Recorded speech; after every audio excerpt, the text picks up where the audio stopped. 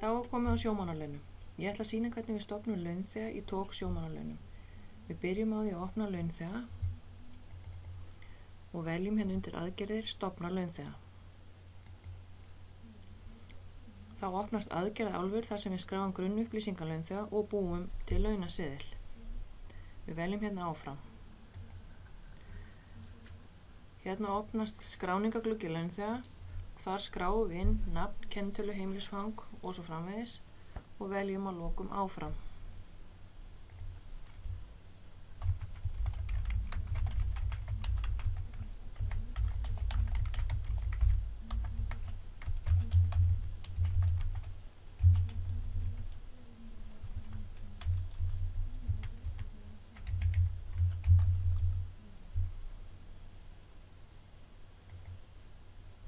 Hérna skráum við upplýsingar banka og orlofsbanka launþega.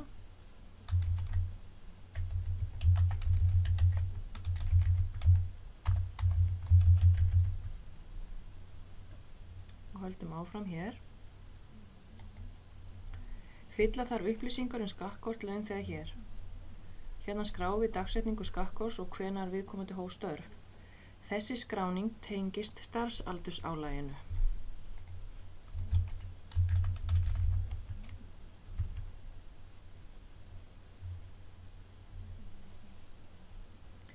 Ef makakort að ræða, þá er það skráð hér, annars því sleppt.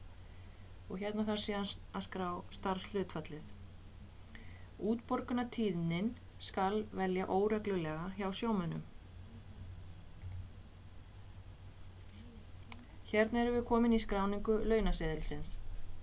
Við byrjum á að haka við að launaseðill sé vegna sjómennsku. Síðan þarf að skrá lífeyrissjóð og stéttarfélag.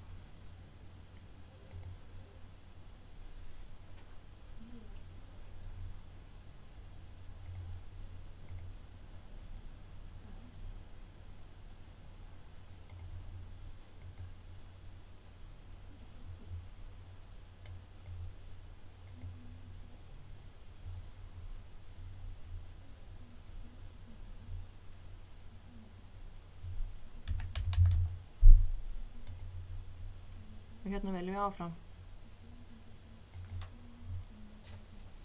Hérna er hægt að smella í ef vill til að stofna annan launþega og síðan er valið að ljúka.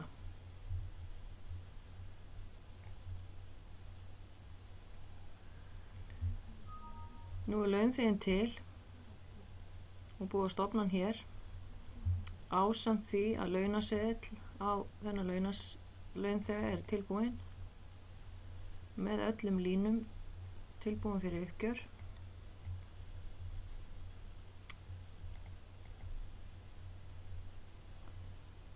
Þannig að núna er hægt að byrja á uppgjöri veiðiferða og reikna laun. Takk fyrir.